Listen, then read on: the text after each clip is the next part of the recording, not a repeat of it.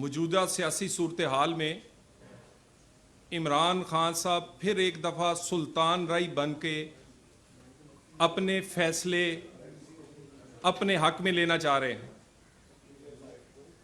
बार बार कहते हैं कि ये श्रीलंका बन जाएगा, इंतशार आएगा, लोग अपना फैसला खुद कर लेंगे। खान साहब बिल्कुल आप ठीक कहते हैं, लेकिन ये उस वक्त होगा जब तक इस मुल्क में डबल स्टैंडर्ड्स रहेंगे। एक स्टैंडर्ड पे आपको रिलीफ मिले और उसी 62-63 में दूसरों के लिए कोई और तशरीह हो तो फिर बिल्कुल इंतशार आएगा। और इंतशार आपके कहने से, आपकी गीदड़ भभकियों से नहीं आएगा, क्योंकि आपने जिस तरह इनकलाब लाने की कोशिश की है वो हमने देख लिया है। जिस दिन हम निकलेंगे और हमें मजबूर किया जा रहा है, हमें ऐसे हालात में मजबूर किया जा रहा है कि हम रिएक्ट करें। और वैसे भी पिछले चंद साल में जो मुस्लिम लीग नून के साथ हुआ है, आइंदा आने वाले दिनों में खान साहब आपका सामना नई मुस्लिम लीग से होगा। ये वो मुस्लिम लीग नहीं है कि एक गाल पे आप थप्पड़ मारें और दूसरी आगे कर दे। आप एक थप्पड़ मारेंगे, आपका जवाब मुक्के से आएगा। हमें मजबूर किया गया है, हमें अपनी आई पर आने को मजबूर किया गया है। और ये मजबूर हम इसलिए हुए हैं कि इस मुल्क में ये असूल चल रहा है, लुच्चा सबसे उच्चा। इमरान खान, आपने जोर जबरदस्ती धौंस से फैसले लिए हैं, अपने खिलाफ आने वाले बहुत सारे अदारों को धमकाकर फैसले रुकवाने की कोशिश की है। मुझे ये बताइए, ये 62-63 एक जैसा स्टैंडर्ड कब होगा?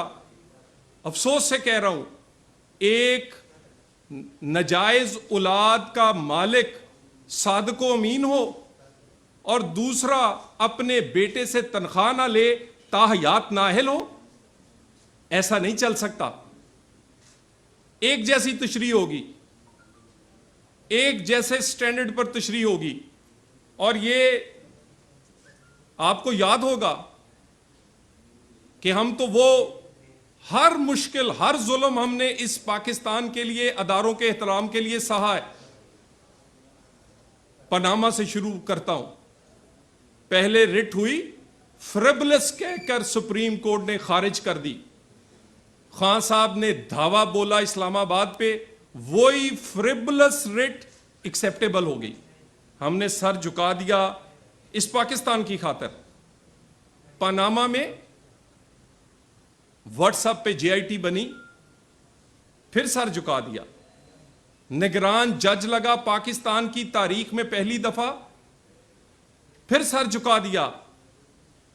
सरीना के लिफाफे में फैसला जज को पकड़ाया गया, उसने पढ़ दिया, फिर सर झुका दिया।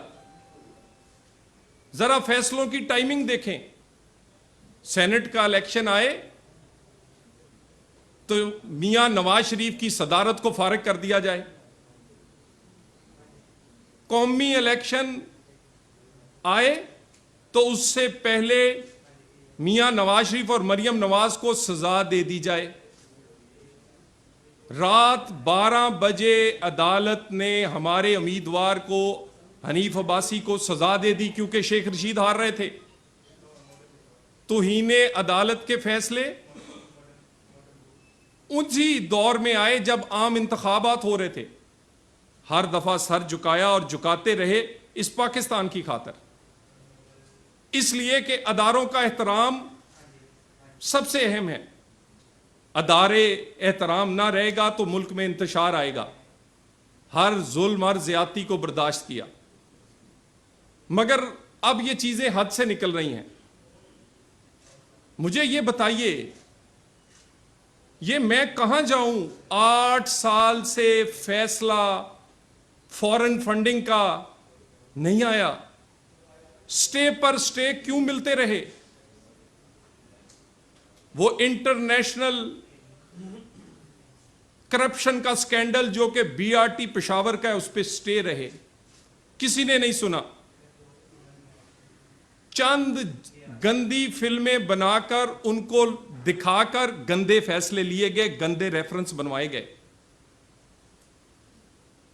जावेद इकबाल को उसकी ब्लैकमेल करके हमारे खिलाफ इस्तेमाल किया गया।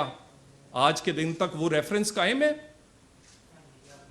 किसी ने उस रेफरेंस को नहीं पूछा। 2-2 साल हमारे लोग काल कोठरियों में गुजारते रहे उन्हीं रेफरेंसों पर जो ब्लैकमेल करके जावेद इकबाल को बनवाए गए, उसकी जाती किसी फिल्म की सूरत दिखाकर। फिर जज अरशद मलिक, उसको उसकी जाती जिंदगी की इसी तरह की फिल्म दिखाकर फैसला लिया गया। वो आज अल्लाह के हजूर